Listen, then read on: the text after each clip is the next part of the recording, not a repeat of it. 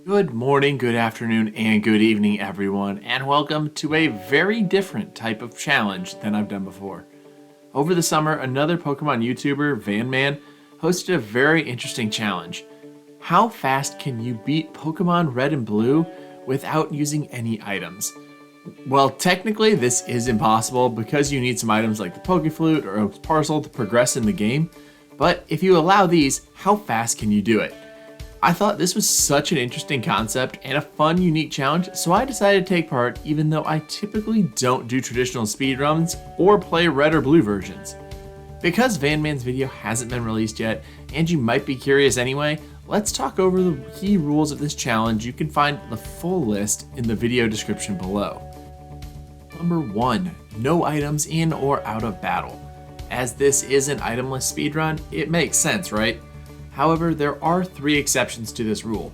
The first exception is for items that are required to beat the game, and those are allowed. Things like Oak's Parcel, the Lift Key, and the Rocket Hideout, and HMs for Cut, Surf, and Strength. The second exception is that items used to grant access to new Pokemon, such as Pokeballs, fishing rods, fossils, and evolutionary stones, are allowed. This makes the game a bit more open and allows many potential strategies to be used, so it makes the challenge a bit more interesting. Finally, the last exception is that repels may be used, as this prevents someone from winning or losing simply from having good or bad wild encounter luck. Rule number 2. You may not use an item required for beating the game in a way not needed to beat the game. That means we can't teach Surf to get a Pokemon a better water move when we only need it to get to a new location, and similarly, we can't use lemonades, freshwater, soda pops to heal our Pokemon when we only really need it to get past the Saffron guards. Rule number 3, no legendary Pokemon. It's pretty self-explanatory there. Rule number 4, no glitches or exploits, but the badge boost glitch is an exception to this rule as it is pretty much unavoidable in Gen 1. And finally, rule number 5, no RNG manipulation is allowed. That means we can't do resets to try to get favorable encounters or anything like that. There are other rules too, but they're more focused around the challenge and how it's scored, so they aren't too important for this video. I'm making this video to talk through my experience with the challenge and give some good insight to my approach and the thought process in the run. As I mentioned at the start, this is a very different style of run than I'm used to, and that means that I'm gonna have to be a little bit different in how I approach the game. And that starts right away when we're going to have to choose between Bulbasaur, Charmander, and Squirtle as our starter. Normally this isn't a challenge at all in my solo challenge runs, and normally it's in yellow version, which makes it a little bit different. But today I'm going to choose Squirtle here, and we're going to do that because Charmander is going to struggle mightily against Brock, and I think I'll lose a lot of time there. And Bulbasaur and Squirtle, it's a bit more debatable, but I think that Squirtle is going to be a little bit better because it can be turned into an HM Mule for Surf and Strength later in the game, where Bulbasaur would require Water type to be caught using Surf. Honestly, Squirtle does pretty well in the early game. I don't really dig too much into what makes a good starting Squirtle, but I do know that 20 HP is better than 19 HP, which Squirtle can also have. This means it has higher DVs for HP, which can't hurt. We are also in a speed type with Bulbasaur, so that's a +2. We won the live battle, and now we're able to start the run. On our way to Viridian City, we run into this Pidgey, and I'm going to take the chance to defeat it because the experience we get from this will allow us to level up to level 8 after defeating the mandatory bug catcher in Viridian Forest. This is a small optimization that might make a difference, and I actually picked it up from watching J Rose's video on a Squirtle solo run in red and blue version. Since I don't play these very often, I don't really have a strategy there. Anyway, once we get to Viridian Forest, we end up running into this Metapod, and since it can't do damage to us, I take the chance to get an extra level heading into the bug catcher fight. His Weedle is super annoying, so one more level makes this a much more consistent battle. The one downside is that these Metapod are just going to be using Harden, and all we have is Tackle, so it does end up taking a little bit more time than I would like, but eventually, thanks to a crit, we do speed things up quite a bit. And then we can make our way to the only mandatory bug catcher in Viridian Forest. I'm going to save in front of this guy because if we get an early poison, we can do a quick reset here. A late poison here, though, will mean that we just need to restart overall. Poison without an antidote can be a quick way to get behind early in the game, and as you can see, this first battle, we get the dreaded late poison, and we're gonna have to reset. In the second battle, the Weedle doesn't attack nearly as much though, and we're gonna make it by pretty easily, and we're going to reach level 8 and learn Bubble in the process. With Bubble on our moves, we're going to be able to move on and make short work of Brock, and we should get a quick win over the Rock Trainer. So on our way to the Pewter Gym, we're going to stop at the Pewter Pokemon Center, but it's not necessarily for Brock because we're going to wipe the floor with him. We two-shot his Geodude for an easy knockout, and then we're going to do the same on his Onix. This is going to bring us to level 11, and we're going to earn our first gym badge. But the reason we didn't heal is because after this battle, we're heading directly east to the trainers blocking the path to Mount Moon. These trainers are not consistent at all. So instead of trying to struggle to get by them, I'm going to use them for a bit of training each time until we get the win. If we get a win, great. I'll go ahead and save, then move on to the next trainer. If we lose, we get sent back to the Pokemon Center at full health anyway. So we save a trip there and back. This might not save a bunch of time, but I thought it was pretty clever. Anyways, we are now drawing down to the end of our first battle with the first trainer outside of town, and things are going pretty well. We end up knocking out both his first two Pokemon. After a tail whip to speed this battle up against the Caterpie, we're able to take it to red before we finish it off and get a win. So, like my strategy said, save, move on to the next trainer. This is the I Love to Wear Shorts trainer, and he is definitely a lot harder than the one before. 2 quick attacks and we get knocked down. But we know that that's actually not too big of a problem. We're gonna go ahead and save, move on, take that experience we got from the other trainer and move forward. It would have taken more time for me to soft reset, go back into the save than it did for me just to walk back at 4 times speed. In our second battle, we're able to take out the Rattata, but the Ekans is going to be a whole nother animal here. It's going to take us down to red health and then hit a wrap, and that's going to be it. We're going to have another attempt. But like I said, we're taking those experience points and we're just going to go with it. This might not be ideal, and ideally we could just reset and hope that everything went our way, but I also have other things to do in my life and I didn't want to run this too perfectly because it would have taken too much time and honestly too much frustration, because that's not typically how I find enjoyment in these runs. I like coming up with clever, creative ways to get by this. So with the youngster who loves shorts defeated, we're able to move on, and now we're at level 14, heading into the next bug catcher. The extra experience and levels that we've picked up so far are starting to show as we're making a lot quicker work of this bug catcher's team. We're able to take out Weedle quickly, take out Kakuna, and finally, this Caterpie is out next. It goes for String Shot, which actually, weirdly enough, gives us a badge boost, which is cool.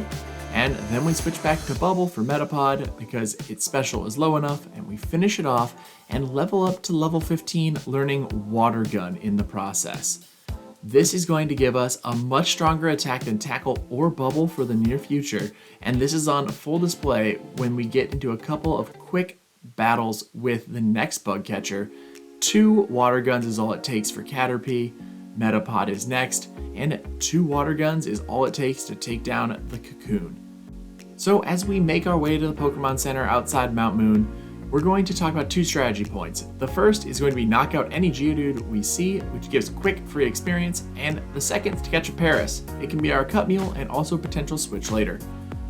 So fast forward to Mount Moon, many Zubat encounters later, we finally run into our first Geodude. After a quick battle, our Squirtle evolves into Wartortle, so that's cool. And then we have a couple quick battles before we choose the Helix fossil, and then we need to find a Paris. The run you're seeing now was about attempt number 5 or 6. I don't really exactly remember. I did a lot of planning attempts, but this was the first run of many attempts that I didn't happen to run into a Paris by this point, and that was a bit surprising to me. In fact, in this run, we're going to get not one, but multiple Clefairy encounters, which are about half as likely as the Paris encounter we're looking for, and a lot of Zubats before we eventually run into our first Paris.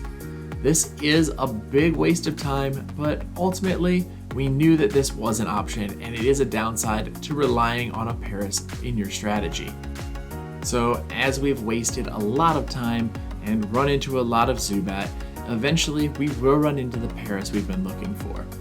We're gonna go for 1 tackle, it does about half, and now we're gonna start throwing Pokeballs. We have 15, so now it's just a matter of time, and eventually we will get a catch here.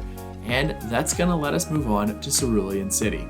We're gonna head north to face our rival here first, and that battle is going to be potentially really annoying.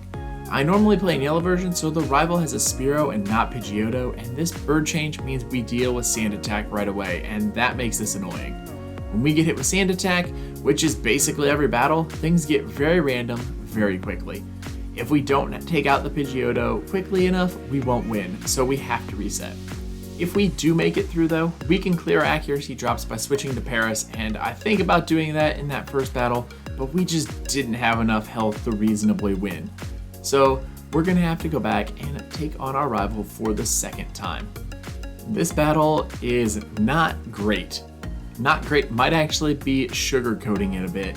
We get hit with a gust right away, crit hit from a quick attack, multiple sand attacks, we're not hitting, critical hit from gust, and at this point it was just over, so that also forces another reset. Will the third time be the charm here? Well, as we'll see, at least for the Pidgeotto part, it turns out to be yes. Our water gun is doing a lot more damage, and although we do get hit with a sand attack, we get a crit and we're able to survive with 17 HP. That might just be enough. We're able to switch and bring in Paris, clear our accuracy drops, and then we're going to be able to tackle Abra down in 2 turns, and then move on to the Rattata. At this point, we're hoping for big damage, and we do get it. 2 hits with Water Gun take out Rattata as we level up. With Bulbasaur out, we're going to get knocked out, so we have to go for Tail Whip to give our Paris as much of a chance as possible. Bulbasaur is going to be attacking randomly, and we do resist his moves pretty well. And somehow we get the RNG luck we need to just scrape by with red health and get the win over our rival. So we're gonna go take a quick heal and then head north to get the next member of our team in an Abra. It took a minute to run into this guy, and he's only a level 11, 12 is ideal, but we caught him on our first try, which is fantastic. So now our plan is to switch train this guy up to level 16. And hopefully we can get our Wartortle to learn Bite along the way to help out with the upcoming Misty battle. That's going to require us to be at level 24, and it will be very close, but I'm not sure if we have enough experience. Most of the time when I got to level 24, I hit a little bit more luck in Mount Moon getting Geodude instead of Zubat. So we're going to have to wait and see, but another benefit to having Abra is that it will allow us to use Teleport outside of battle, so we can quickly return to the Pokemon Center now and save some overworld travel time. I'm not going to show you all of these battles because I think you probably get the gist of it by now, so let's just go ahead and jump ahead to the Water Gym. As we battle the Goldeen trainer in front of Misty, you will see that we are nowhere near the ideal level of 24. I mean, I guess 22 isn't that far away from 24, but you get the point. It's not going to happen before we get to Misty. So when we get to that battle, we're going to need a little bit of extra help to get an easy win. Otherwise, we will end up in a long and drawn out battle against Misty where we won't be able to beat her Starmie. And speaking of that, we are going to see that exact problem in this battle. We switch train with our Abra still, and this Staryu is able to do enough damage with Tackle that it's a little bit annoying, and otherwise though, we're able to make short work of her first Starfish. But Starmie is a different thing altogether. It's doing decent damage with its Tackle, and our Tail Whip and Tackle is not doing enough to actually make it a winnable fight. So eventually we're going to go down, and we're gonna have to restart this because there's no chance that we're gonna beat the Starmie. Paris's attacks just aren't going to be enough to take out the Starmie unless it's very close to being knocked out. So the better option right now is to battle the other trainer in the gym before we actually go and take on Misty. He has a Horsey and a Shelter, so nothing too scary here, and they're not going to be able to do too much damage to us either. So this battle is not scary at all for our Wartortle, and he's actually going to level up to level 23, and then we're going to switch train back into Abra, and this will be enough to get our Abra up to level 16. Once we get to level 16 with Abra, it will evolve into Kadabra and be a viable team member as it learns Confusion, and that is going to be a game changer in this run. We're now going to be able to go ahead and test out our Kadabra right away as we find out its strength as it 3-shot Staryu without taking too much damage heading into Starmie. Now we're going to switch into Wartortle. Because of Misty's good AI, we'll be able to abuse this, set up a couple of Tail Whips, and then 5 tackles. And that is the strategy for Misty here, and that's going to be enough to get us our second badge, and we can now make our way to Vermilion City. While we want to make our stay in Vermilion as short as possible, there is a key and a really big part of the run strategy going forward here, and that is going to be catching a Dugtrio in Diglett's Cave. Hopefully it's level 31, but 29 will work too, but it isn't preferred. We're going to set Wartortle to our lead, so Repel's guarantee wild encounters will be Dugtrio, and otherwise we can take damage from Diglett, and that isn't great, so we reset, like you see there. While this wasn't perfect, we do end up getting a little bit of good luck to come our way when we're able to get a Dugtrio encounter pretty quickly on our next attempt at trying to find one. It's only level 29 and not level 31, so not perfect, but we do get good damage with our first water gun, and we can start chucking Pokeballs at this thing. Fortunately for us, it never uses Dig, and it uses Scratch to get us to red health, and then goes to Sand Attack instead of going for a Scratch that might have knocked us out. We get the catch, and now that we have the Mole on our team, we can face our rival on the SS Anne with Kadabra and Dugtrio being a great combo. The whole strategy for the rival fight is to avoid damage to Dugtrio for as long as possible. So, leading with Kadabra, we get off 1 Confusion before we go down to a critical Quick Attack. We are then going to head into Wartortle, and Wartortle is going to survive long enough to knock out the Pidgeotto on 1 HP. Now we're on to Eradicate, and we're able to actually take it out as well thanks to a Tail Whip. Wartortle is doing fantastic damage with only 1 HP left. Now Dugtrio's out, it outspeeds Kadabra, 1 Dig is enough to take it out. Now we do the same on Ivysaur, and again, that is a one-shot. So with our rival defeated, we can get cut, teach it to Paris, and head to face Surge.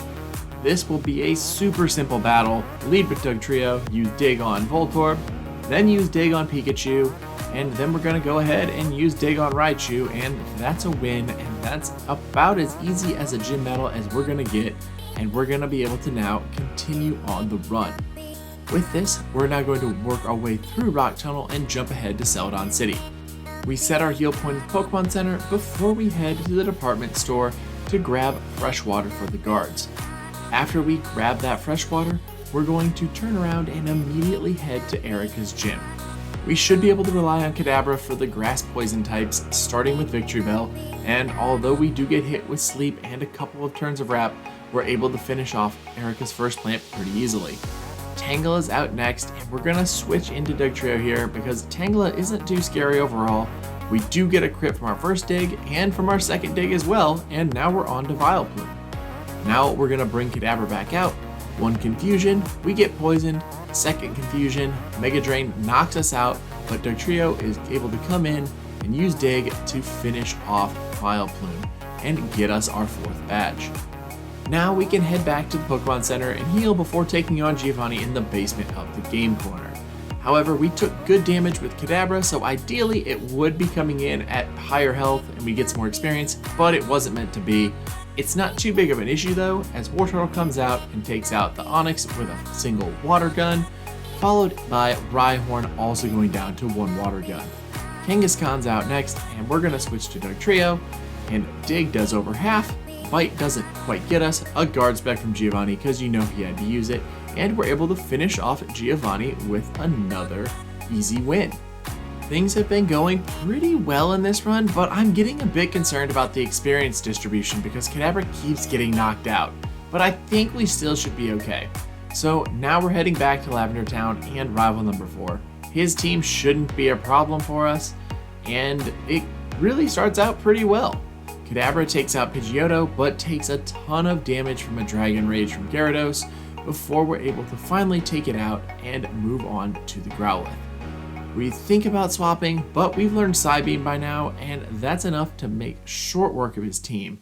We're now able to swap into Dugtrio, which outspeeds Kadabra and takes it out easily. Dugtrio is so overleveled for this part of the game and makes it almost mandatory for these runs, and Kadabra comes back out to make short work of Ivysaur to get the knockout. Moving on now, we need to add another member to the team in the form of Haunter. This Ghost Poison typing will give good options for the normal types we face and also allow us to manipulate the Elite Four in Champion AI when we get that far. And speaking of Ghost types, we're also going to use Kadabra to defeat all the Ghosts we encounter because their quick battles give great stat experience for our special for our Kadabra and also get quick experience for our Kadabra in general. Anyway, after we've battled our way through to the tower and a bunch of encounters, our Kadabra is doing a fantastic job of catching up on the levels it was missing out earlier. Once we reach the 6th floor, I'm gonna go ahead and start searching for a Haunter, and this is actually a mistake I made because I should be doing this on the 7th floor for 2 reasons. First, they have a higher encounter rate, which will save time, and secondly, they're level 28 to 30, and they are only level 25 on floor 6. So this would save experience since the Haunter would already have Hypnosis without any training, and having that move is a key part of the strategy moving forward. However, that's something I didn't realize until too late for this run. And by too late, I mean in the middle of writing the script for this video. What can I say? I really like to rely on my instincts and my existing knowledge for most of these challenges, and I think I'm getting creative on the fly, and sometimes that really doesn't serve me well, especially in a speedrun scenario. But anyway, I'm still enjoying this and we're having a good run so far, so let's get right back into it after that long and probably somewhat pointless monologue. After this, we are finally going to encounter a Haunter for the first time, but once we do, I'm worried that our Kadabra is going to one-shot it, so I immediately switch into Wartortle. With Wartortle out, we're going to go for Water Gun, and then we're going to go for the catch. So after hitting ourselves in confusion, we eventually get the Water Gun off, and we go for a Pokeball. We're not doing great, but we still are okay. We get knocked out, but it's okay. We'll just bring in one of our other Pokemon. Dugtrio will do, and we're gonna go throw another Pokeball at it. So this isn't looking great. Oh boy, last Pokeball, and it doesn't catch, and we're out of Pokeballs. So yeah, that's going to be a reset. No big deal, except that I forgot we haven't saved since we beat the rival. So yeah, not great, and that's gonna cost us some time. Fortunately for us though, is that it does go the exact same as before and is still a super simple battle. It is very consistent at this point, and it does make me feel pretty good that we've got a pretty decent strategy here, and if I decided to do this again, I might be able to take a little bit more time off of whatever the final time ends up being. So we're gonna go ahead and finish off our rival the same way as before, switching into Kadabra for a Psybeam one-shot, and then jump ahead to our next Haunter encounter. We've prepared much better this time, and we're going to be leading with Wartortle, and we're going to lead with a few Water Guns, and then we're going to go with a Bubble to bring it to red health before we start chucking Pokeballs. And this time, unlike last time, we're going to come out with a much better outcome. It's still not going to be on the first attempt, but we will get this Haunter captured on our second attempt. So perfect. We will need 3 levels on this ghost before it learns Hypnosis, but that will give us a good option for putting opponents to sleep. Now we just have to clear Pokemon Tower by using the Silph Scope, which is one of the few times we can actually use an item in this run. And after we defeat the Marowak and then also the trainers up top because they're not too difficult, we're going to clear Pokemon Tower and head south of Lavender Town on the long way to Fuchsia City. This is because we can't use the bicycle to take Cycling Road because it's an item and it's not needed. So that does add a bit of time, but overall it's not as bad as you'd think. There's only a couple of mandatory trainers on the path, so once we get to Fuchsia, we heal at the Pokemon Center, set our dig point, and then we head on in to the Safari Zone. Pick up the gold teeth to get strength. We're going to end up teaching this to Wartortle, and then we also get Silph, which we are also going to teach to Wartortle. At this point, it basically renders Wartortle useless in battle other than maybe being a good switch option, but we're relying heavily on Kadabra and Dugtrio, so it's not too big of a loss overall. Since we're here, I'm going to go and try to do Koga's gym now too. I'm thinking that Dugtrio can make short work of the Jugglers teams with Dig, and then that Kadabra can handle Koga's team. The Jugglers have nothing to note other than maybe a Gen 1 miss in the second battle. Otherwise, we're just going to jump ahead straight to Koga, where we're leading with Kadabra. This one is never in doubt and goes better than I could have possibly hoped. Psybeam one-shots Coughing, and then Muck uses an X attack. Minimize could have been bad, but we didn't get it. We finish off the Muck, we finish off the second Coughing with a single Psybeam, and at this point, Wheezing is not a problem. It goes for Toxic, we finish it off, and yeah, we claim an easy 5th badge. We now have to figure out the best way to do the next two gyms. Without Fly, Cinnabar Island is a pain to get to and back, so I think it's gonna make more sense to go to Saffron and Sabrina's gym first. We can then use Diglett's tunnel to travel back to Viridian and go to Pallet.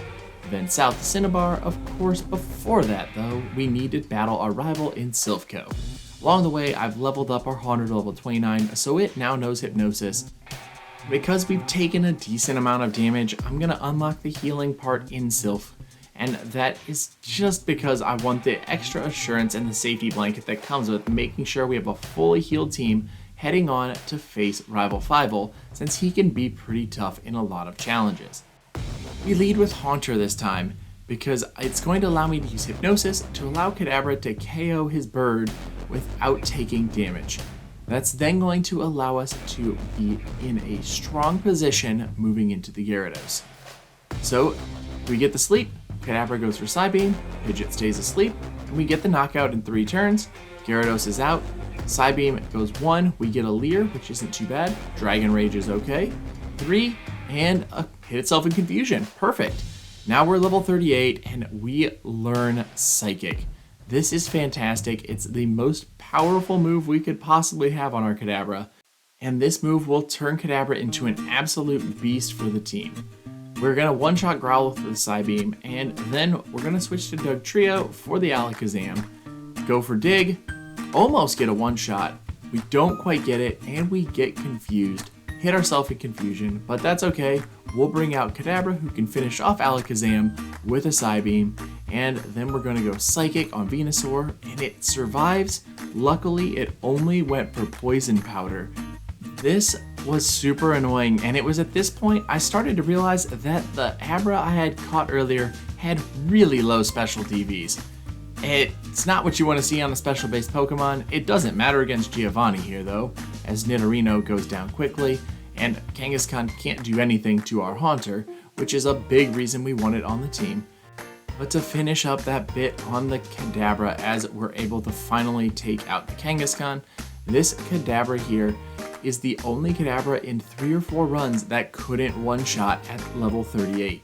So that's not great and would have also saved us some time, but Giovanni has now been defeated, and we're going to go talk to the president, pick up a Master Ball, and it's going to save us some time catching Pokemon later, and it will be a useful item in the Itemless speed run. So we're now going to go and take on Sabrina here, and we're going to be leaning hard on Dugtrio to be our ace. It's fast, and Sabrina's team are pretty weak in terms of defense too, so the plan is to knock her out before she can hit us. We'll see how it turns out here. Sabrina's red and blue team is very different than yellow, and she doesn't have Abra, leading with Kadabra instead. Our Dugtrio outspeeds and Dig one-shots. Mr. Mime's out next, we Dig. Barrier is going to be a problem here though, and it's going to make it a lot harder to eventually KO this Mime, but it's done some damage to us in the process. Venomoth's out next, and we crit, but it hangs on, and then we get paralyzed. She heals, and then we get hit with Psybeam, fully paralyzed, and now Dugtrio is knocked out. We switch into Kadabra to finish off the Moth, but now we're at Alakazam, and we're in a little bit of trouble. We're going to switch to Wartortle, and Alakazam outspeeds and one-shots, so that's not great. Haunter's out next, and a one-shot from Psybeam happens again.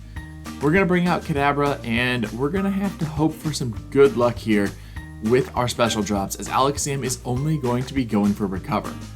A critical hit does help, but again, it is able to fully recover every single time. So this basically makes it an impossible battle to win, so we're going to have to reset there, and we're going to have to try a rematch.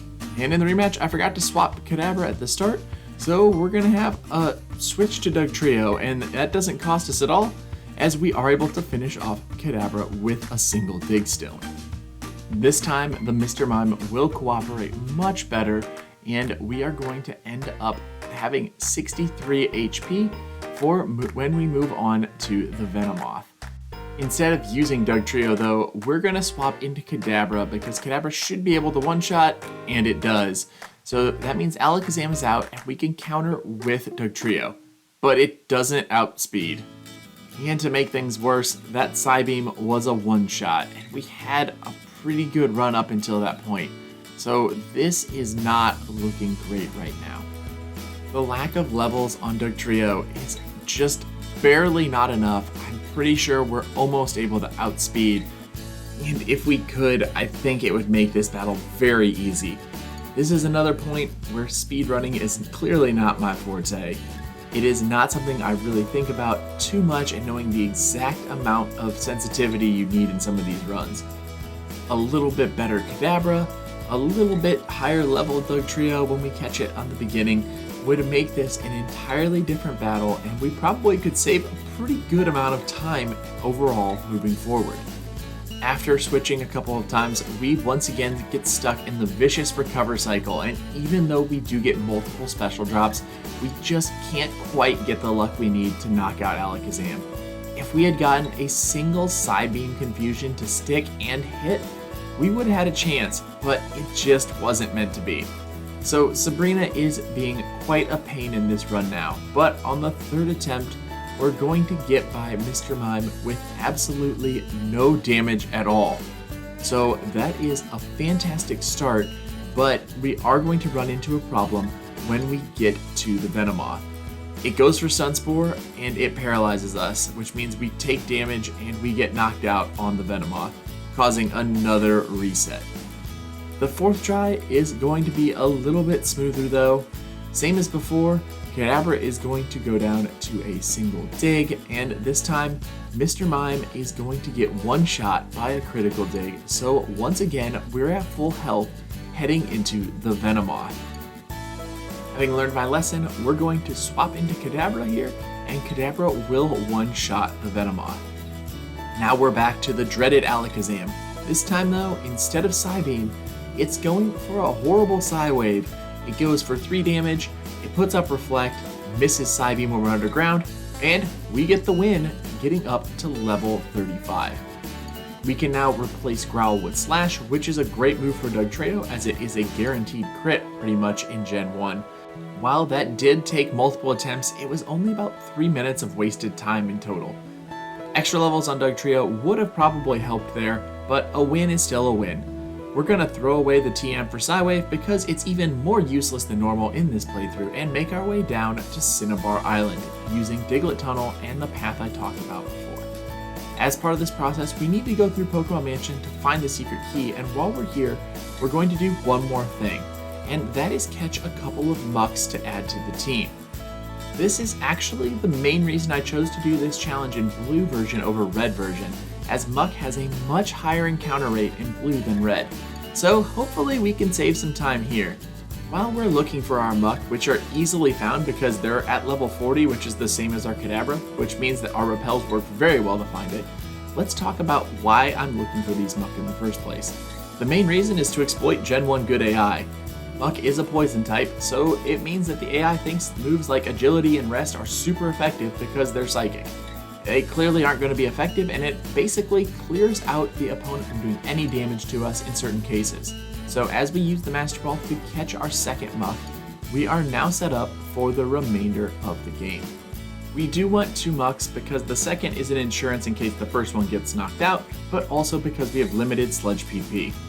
With both mucks captured, we'll head to the Pokemon Center, swap out Paris for the second muck because we don't need Cut anymore, and add Final Muck to the team and head on to face Blaine. I've battled all the trainers because the extra experience and levels for Kadabra and Dugtrio will be very helpful here, and we only have to dig back to heal once. Red and Blue Blaine is much less scary than the Yellow version Blaine. Kadabra easily takes care of Growlithe and Ponyta. Rapidash will be a little bit more difficult, but a critical hit Psychic basically one-shots it.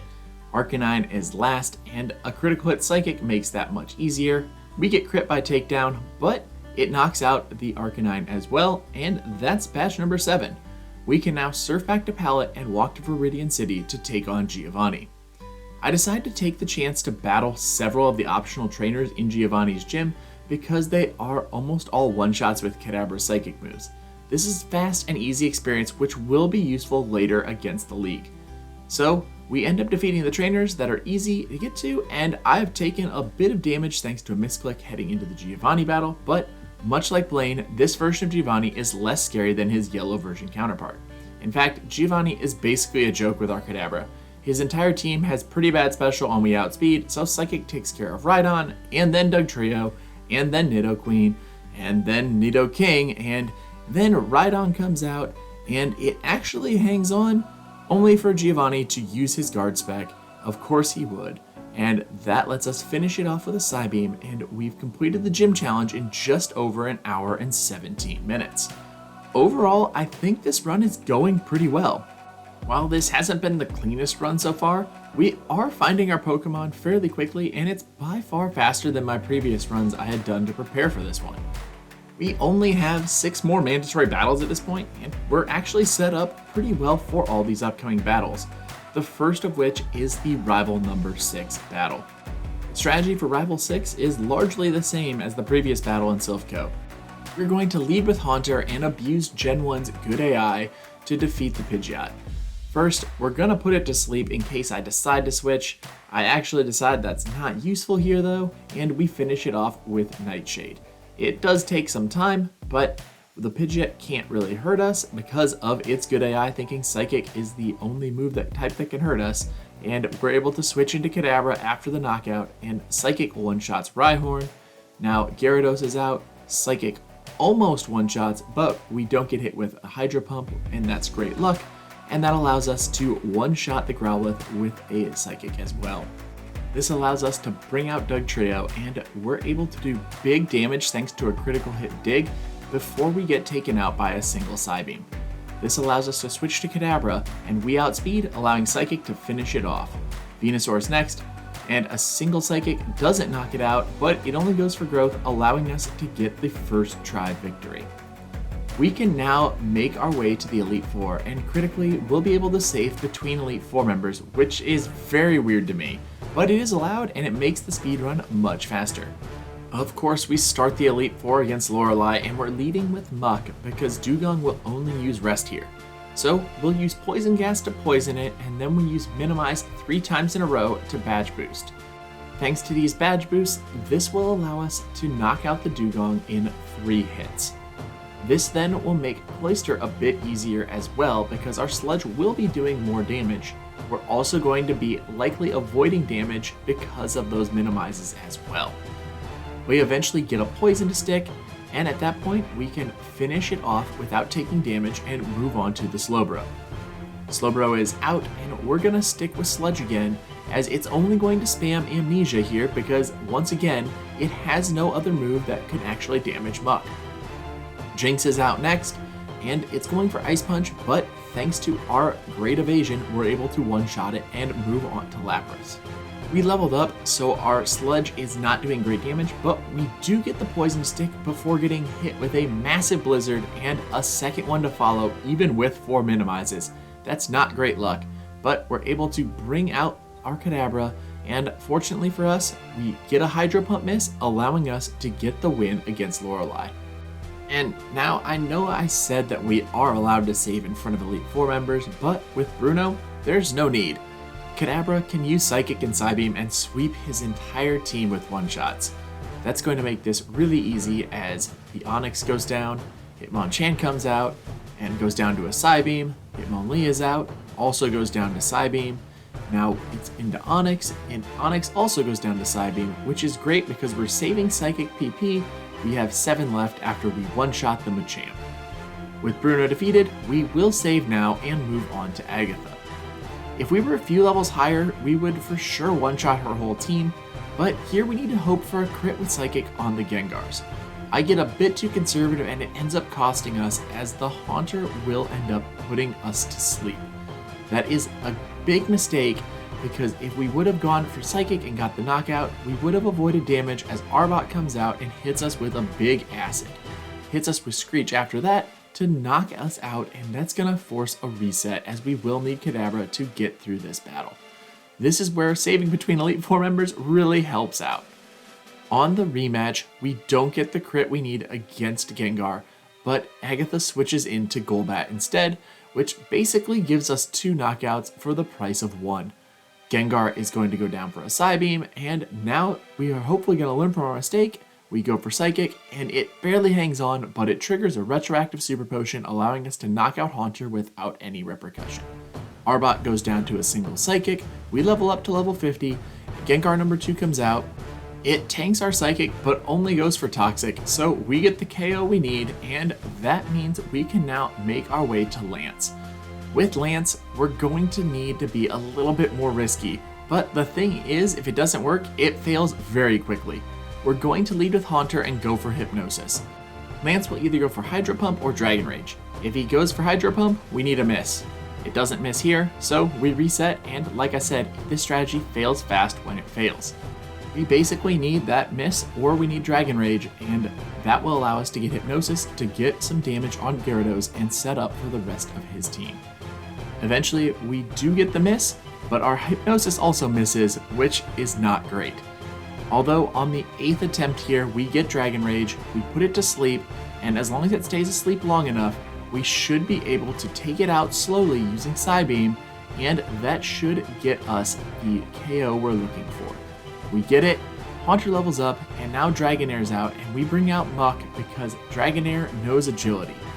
Thanks to Muck's Poison typing, we're going to abuse Gen 1 AI, and we're going to force it to only use Agility as we poison it, and then use Minimize to boost our attack and make Sledge take 2 more turns to get the KO.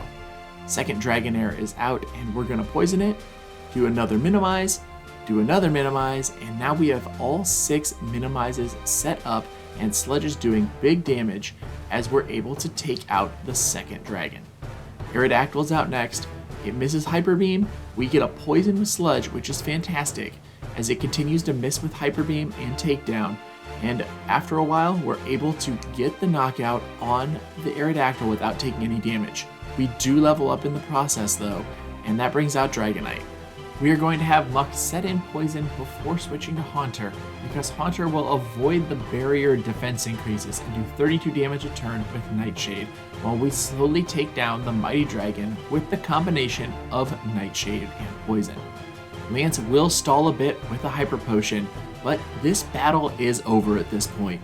It's going to end relatively quickly now that we were able to make past Gyarados, and we've made our way to the champion. The unfortunate thing here is that we are still relying on a luck-based strategy to put Pidgeot to sleep for a safe switch into Muck, where we can use our setup of Minimize and Badge Boost. Just like the Lance battle, if this fails, it fails quickly, as we see here as Wing Attack takes out Haunter on our first attempt.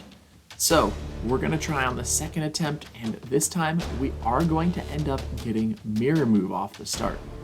Now, it outspeeds us, so Mirror Move will not actually do anything, allowing us to get Hypnosis, and it hits. This is perfect, allowing us to switch to Muck. From here, we're going to set up Minimize 5 times to give us a huge badge boost and also avoid taking much damage from his team. After we get our Minimizes all set up, we're going to switch to attack, and it does about a third damage, and we got the poison to sit in as well. That makes this a 3-hit KO as we're able to move on to the Alakazam. Now we're gonna hope that we hit, but Psybeam somehow connects, but thanks to those badge boosts, we survive, only to get hit by another Psybeam on a 5x minimized muck. That's unfortunate, and we're gonna get knocked out, so that's another reset. It takes 3 more tries to get a good start like we had before, and one battle where Rhyhorn got a 5-turn Fury attack on Kadabra to knock it out, but eventually we get things to go better. This time Pidgeot goes for a Mirror Move, which fails, and our Hypnosis hits, allowing us to get our Muck to set up with 6 minimizes this time, and then we can attack with Sludge, which will still be a 3-hit KO, regardless of the poison that just set in. This time, with Pidgeot down, Alakazam comes out. This time, Psybeam misses, allowing us to 2-shot the Alakazam and move on to the Rhydon. This Rhino has pretty bad attacks, so we're going to switch out and reset Badge Boost, and we're going to bring Wartortle in, and it actually is going to do pretty good damage, doing just under half damage before going down to a Fury attack.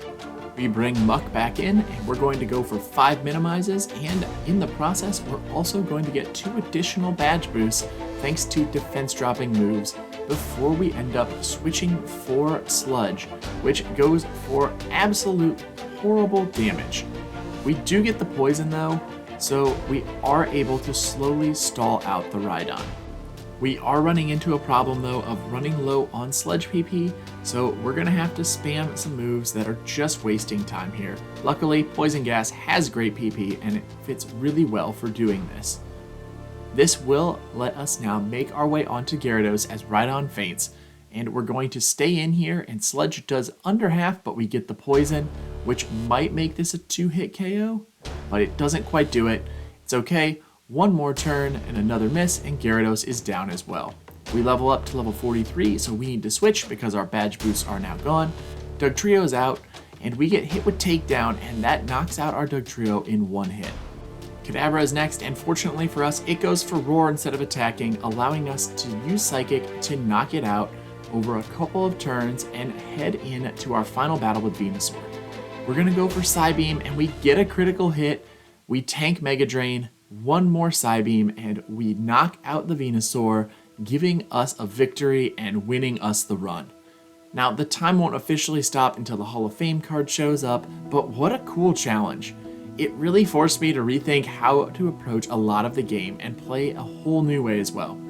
It feels a bit weird to be so reliant on taking advantage of some Gen 1 quirks, but when you want to win as quickly as possible, sometimes you have to do that. We end the run with a time just under 1 hour and 36.5 minutes and 5 hours of in-game time, which I'm okay with. This is not my typical style of play, and I really had a good time doing it. If I had more time to play and a bit more time to put into the planning, I think I could have gotten the strategy down quite a bit more in time.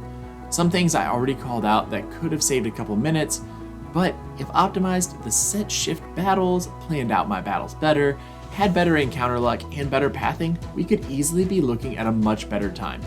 This doesn't even factor into the potential of doing RNG manipulation, which is way beyond my capabilities anyway, and was against the rules of the challenge.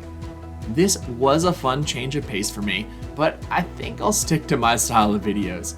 I like the concept and appreciate speedrunning so much more now because I participated in this. However, the amount of research and potential for things to be left up to chance or to be hyper optimized just isn't as much fun for me to play and create on a personal level.